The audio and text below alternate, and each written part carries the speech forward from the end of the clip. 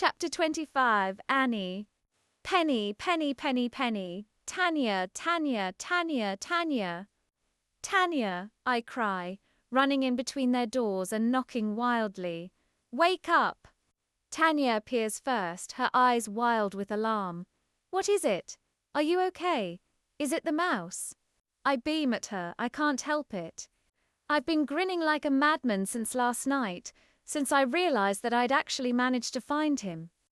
What the fuck? I turn to see Penny, her eyes barely open. She looks like she's just come out of hibernation. Annie, it's like 8 in the morning. That's not early, it's a Sunday. I need to talk to you both, I say, the words falling out of my mouth. I've made us all a tea. It's in the living room. As we walk through, Tanya eyes me suspiciously. What time did you get in last night? I didn't hear you. Who was that guy you left with? Your message was so mysterious. Are you okay? I'm great. Penny stumbles past us, immediately crashing onto the sofa. T11 listen with my eyes closed, she mumbles as I bounce. After her, Tanya picks up her tea, and I drop down into the beanbag, which swallows my body at once. Okay, Tanya says slowly. You're weirding me out a bit. What's going on? Guess who I saw last night? Peter Andre, Penny says, her voice muffled by her pillow. I roll my eyes. No, oh.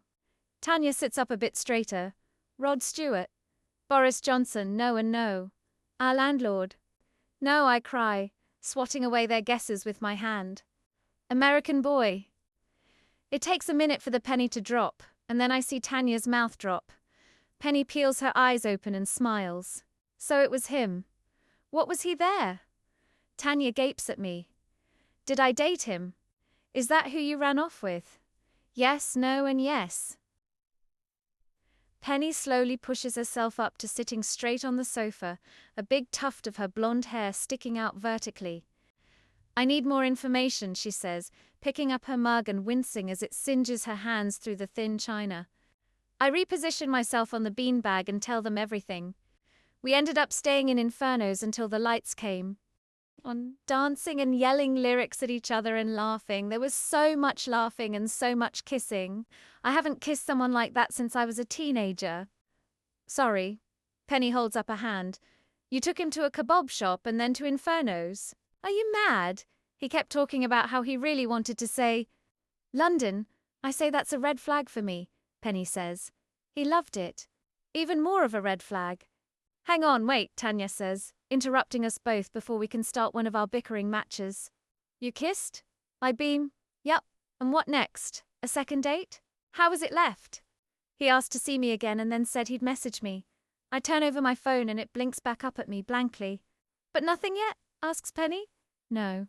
Well, it's only first thing in the morning, Tanya says fairly. I'm sure you'll hear from him soon, will too. I hold the phone, basking in my warm glow. I'm sure I have potential reasons why I haven't heard from Nate. 1. He's lost his phone. He dropped it down a gutter on the way home, never to be seen again, and has absolutely no way to find me. 2. He was so horrified at Inferno's that he's moved back to America. I'm a terrible kisser. Worst one, please don't let it be this one. 4. He's dead. Twiddle my pen between my fingers and glance up at the wall lock which hangs opposite the entrance to our office. Ice teal grey with shiny hands and crisp, neat numbers. It's almost the only thing in the office that I let Pam choose, except for her office chair. My eyes flip back down to my phone, laid next to the keyboard on my desk, silently taunting me, just like it has been for the past 2 days. 2 days. It's been 2 days since we went on our date, and he still hasn't texted me. Why? What could he possibly be doing? I would text him, being a modern woman and all that jazz, but at the end of the night I was being all aloof and hard to get, and acted like I wasn't fussed about getting his number, so left without it. I am fussed. Of course I'm fussed. Although it's probably a good thing that I don't have his number, or he would have received a desperate, dreadful message begging him to see me again and promising that I'm not actually that bad at kissing. Or worse, a stern message giving him a piece of my mind which would be chased immediately with a terrified sorry, wrong number. LOL, which would then live in my head, rent-free, for the rest of my sorry little days. I hate dating. Why do I ever trick myself into think if it's fun and sexy and spontaneous? When really it's a torturous game of chess where everyone seems to know the rules apart from me. I don't even have a sodding board. I should just stay at home and make jumpers and costume and stitch myself a felt boyfriend instead. I look up in alarm as I hear the zip of a lighter and spot Pam holding an open flame inches from her face. Pam, I scold. The fire alarms. Pam jolts like I've pulled her out of a trance and shakes her head. Thanks, love, she mutters in her gravelly voice. Why are you here? She adds, almost as an afterthought. Don't you have some properties to look at today? It's just me and Pam in the office. Every now and then you can hear the finance wankers on the floor above us making a loud cheer or yelling something across the floor, but otherwise it's just silence. I wiggle my mouse and watch my laptop come back to life, pulling the email I've been ignoring right back to the center of my attention. Not until this afternoon, I say. I've got to deal with a list of essentials first. After much deliberation, I managed to get a client to agree on a 5-bedroom house in Knightsbridge. They acted like I was trying to trick them into signing a 6-month tenancy agreement for the London dungeon. Few years ago, I would have cracked open a celebratory bottle of Prosecco and given myself a big pat on the back. A hard job well done. Congratulations to me. Now that I'm older, wiser and jaded, I know that difficult. Deents are like leeches. They suck the life out of you and are incredibly difficult to shake off. So, as expected, after signing the agreement, the expected list of essentials came through. And it's my job to source all of these items before they arrive. Make sure they're ready for them in their house, and time the whole process so that the oven pings with a fresh loaf of bread moments after they turn the key for the first time. I'm exaggerating, but I'm sure they'd gladly take me up on the loaf of bread if I offered it, and see it as no big deal whatsoever. But this is why Pam and I have stuck together all these years. Pam sorts the logistics, she schmoozes the clients and negotiates the rates, and then she passes it over to me.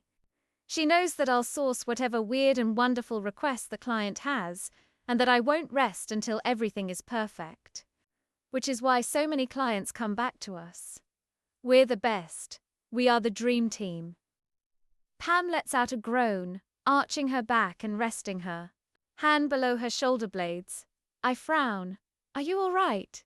Her face contorts, but she shakes her free hand at me, the unlit cigarette still clasped between 2 fingers. How long have you been sat in that chair for? I ask. Have you even moved today? Pam is always here before I get into the office, and I've never really had a firm grasp of what time she leaves the office every day. When I first started working with her, we were based in her house, so obviously she stayed there longer than I did and worked insane hours. But since we moved to an office, I was hoping I might get in before her and have time to make her a coffee and toddle around by myself for a bit. 2 years on, and it feels like nothing more than a pipe dream. I get in for 8 a.m. every day, and each time I wake in to see Pam craned over her laptop, her nose almost touching the screen and her eyes squinted behind her thick glasses. Cigarette in hand, coffee half drunk. What? She barks, letting go of her back and hunching over her keyboard again. Come on, I say, getting to my feet and marching over to her desk. Get up. You need to move your body. You're getting stiff. She rolls her eyes at me. I'm fine. Pam, I place my hands on my hips. You already refuse to use an ergonomic chair. If you don't let me help you, I'll report you to HR. She snorts. I am HR. Exactly. She catches my eye, a naughty smile on her face like she's a child who's been caught snaffling ice cream. After a moment, she thrusts a tanned hand in my direction, and I pull her to standing. She groans again, grabbing her back. You need to stop working so much, I say, leaning forward to grab her as she rests on her desk for support. When was the last time you had a massage? She shakes her head. I don't have time for that. I'm fine, Annie. Just a crick in my back. I press my lips together, ignoring her knowing smile. Well, stay standing for a minute and do some stretches. Like yoga, I say, aware that I know absolutely nothing about yoga. It's important that you move your body. Pam nods at me, batting me away and closing her eyes. At least I got her to stand up and spend a few minutes away from her laptop. That's more than I'm usually capable of doing. If you do go traveling to India, then you'll need to know how to do yoga, I say, giving her a knowing look. Penny always talks about going there for a month to become a qualified yoga teacher. I mean, a typical Penny thing to do. Not only is she a scientist with a PhD, but she also runs marathons and casually wants to become a qualified yoga teacher, as if she isn't impressive enough already. Pam twists her back and winces as it cracks. If I do go to India, I won't be doing any of this shit. It's not shit. Her back cracks again, and she lets out a groan before dropping back into her seat.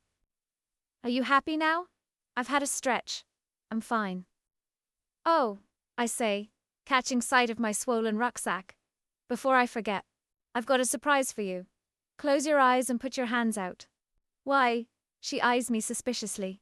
Just do it, I say, please. Pam rolls her eyes, but she does comply, holding one limp hand in my direction. I unzip my rucksack and pull out a scarf. It's one I've been working on for a few weeks. It's knitted with 4 different shades of green wool that found at a charity shop, along with an amber thread from the bottom of my sewing kit. I place the scarf in her hands and Pam smiles as soon as she feels it. Can I open my eyes now? You can. Pam opens her eyes and her face lights up. She sits back in her chair so she can hold the scarf with both hands, running it through her fingers before winding it round her neck. Oh, it's lovely. So soft. You're very talented, Annie. I feel a warm glow. It was nothing. I really struck gold when I stumbled across her job advert all those years ago. Pam swears a lot. She doesn't like small talk and she refuses to go to the pantomime with me every Christmas, but she's my biggest fan. I could knit her an all-in-one sleep suit for the summer and she'd wear it, even if it meant drowning in her own sweat. I go back to my desk and, to my annoyance, feel myself glance expectantly down at my phone. It stares back up at me, motionless. Like the arrogant little shit it is. Oh my God, this is going to drive me insane. Right, Pam says, getting to her feet. Annie, I'm going to go and meet a client for lunch. Can you man the phones for an hour or so? Sure, I say at once. Of course. I wiggle my mouse again to bring my laptop back to life when next to me my phone vibrates. I almost fall off my seat. It's Nate. He's finally messaged me. Scrabble to open it, adrenaline flying through my veins. As read the text, my heart sinks and I feel a cold wash all over my body. Right, well that's that then. It's over.